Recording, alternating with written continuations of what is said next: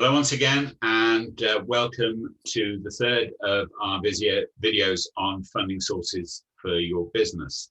I'm here today with Richard Olsen, my colleague in UK Business Advisors Financial Solutions, and I'm the chair, Elliot Harris. Richard, you're going to talk to us about personal guarantee insurance. It's been mentioned in the previous interviews, but I think nobody necessarily understands just how essential something like that can be when you're funding a business. Thank you, Elliot. Yes, absolutely. I mean, it's one of the probably the biggest points that get asked of directors whenever they're looking at some form of lending. They're asked to sign a personal guarantee to support that lending. If you're involved with peer-to-peer platforms, that could be as much as 100% of the value of the loan. That's quite a substantial liability to take on. So for a lot of directors, they're very concerned about signing any agreements of that nature. So bear with me, I'll just click the slide. So ultimately, borrowers hate personal guarantees on loans. And the advantage here is that any director can insure against a personal guarantee being called upon. Premiums vary from 1.6% on a secured loan through to as much as 4% on an unsecured loan, payable monthly or annually. Maximum coverage on a secured loan is £400,000, and on an unsecured loan is £300,000.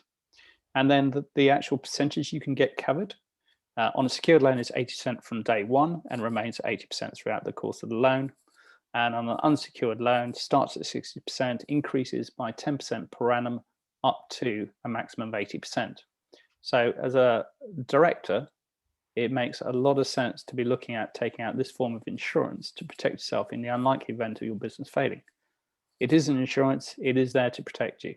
But there are a number of factors which we'll talk about in a minute which are going to affect it. It is worth pointing out this will not cover you against commercial leases, personal guarantees on commercial leases, or any other form of personal guarantees. It is only personal guarantees on loans. So it's really important to emphasize that point. We get a lot of inquiries from other people, and I know it's something that's being looked at is personal guarantees on other types of solutions. But as it currently stands, there's only personal guarantees available on loans. The premiums are based on the financial strength of the company. It's not really surprising. So some of the aspects they're going to consider are shareholders' funds, directors' experience, financial ratios, how many days beyond terms you're being paid or paying your suppliers, your cash flow, your solvency, your trade sector. That's going to be quite important. So these are all factors which will impact you. In some instances, people do get declined. You know, as simple as that. You know, if you've realized the company is in trouble and you're now trying to insure your position, there's probably a good chance the underwriter is going to realize exactly the same as well. And we find instances where people have tried to get personal guarantee insurance on a loan, where a director of a company, they've now left the company and they're still liable because they haven't got themselves released from their personal guarantee under the loan. There's not much you can do. You can't insure it because ultimately you have no control over that business anymore because you're no longer a director. So there are things you need to consider and consider carefully along this journey. It's not an easy one. I'm not sure what the right scenario is here for businesses. You know, you could question yourself as a business owner. You know, if I get insurance, you know, for some people, you know, insurance is, I just want insurance. Simple as that. It's not about whether I care, whether it's a risk or no risk. I'm just trying to mitigate it in the event that things do go badly. For others, it's, well, actually, I'm never going to take it out because I don't believe I'm going to fail.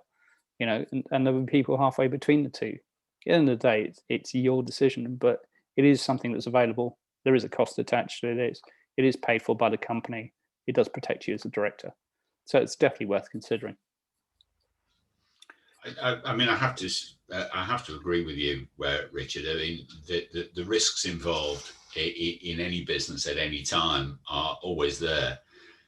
And you want to be mitigating that risk. And it seems to me that for the sums involved, taking out personal guarantee insurance is a no-brainer. But I do get that some people feel that they can do without it. It's not an additional cost that they're prepared to take. But your experience, I suspect, is that it proves it pays for itself. It does pay. Yeah, it does pay for itself. You know, if I look at some of the scenarios I've seen come up where people have been called in on personal guarantees because their business has failed, the consequences are pretty horrendous. Yeah. Because the people who do it invariably have secured it against property they own. The issue might be that actually the level of coverage isn't enough within this policy to actually cover the property that they have. But and to be honest, some of the other videos we talked about, the tricks that lenders get up to. There are some unscrupulous lenders out there who will get you to sign agreements. And I've seen one instance of this where the lender actually sends a courier with the papers direct to the client. Nobody sees them apart from the client. The client signs them, and they're not what they're expecting to be. And the person guarantees they sign up to and commit to are horrendous. Various people know who it is in the industry. British Business Bank knows who these people are, but there's very little that can be done to regulate it because it's generally an unregulated market as regards some of these lenders. So you have to be very careful what you're signing up for. In terms of personal guarantees, one of the things presumably you would recommend is you'd never sign anything without getting somebody else to have a look at it who knows their stuff. Yes. Well, first of it, I think it's too easy in this day and world for everybody to sign a document electronically without ever reading it. I mean, who here hasn't signed a Google document saying I'm happy with their privacy terms, even though we're clearly not happy with their privacy terms, but you don't have a choice about it. Yeah. And it's similar to anything else. A lot of people just sign documents nowadays without even looking to see what they actually say and what your liability is and how you can put a notice in a contract which you've signed. So important to read agreements, but so few people do. Yeah. I'm very grateful for you doing this, Richard, and I've learned something on each of the videos that you have you've worked with me on. And one of the things that I got out of all three is the importance of the information that you as a company provide to the lenders to get the best possible rate. And yeah. I wonder if it's worth you just running over that again as the sort of quality of information that is needed by the lenders to enable you as a company to help them to get the best deal. Okay, I mean, it really does vary depending on what the situation is. But if you look at the basics, you need to have last filed company accounts, like maybe 2 years, maybe 3 years, depending on who we're approaching, the size of the loan. You need to have up-to-date management information. I can't tell you how many times that proves a challenging point with companies actually just getting that information across in the first place. We need to have probably at least 6 months bank statements. Some instances, especially within the COVID period, as much as 12 months bank statements. There could be questions, proof of PAYE, corporation tax, and VAT payments being up to date.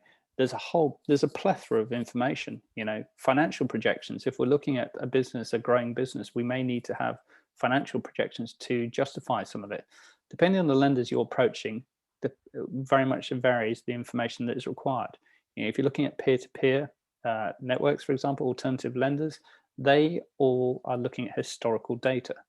When you talk to the high street banks, they can actually forward model and they can actually start considering projections, financial projections.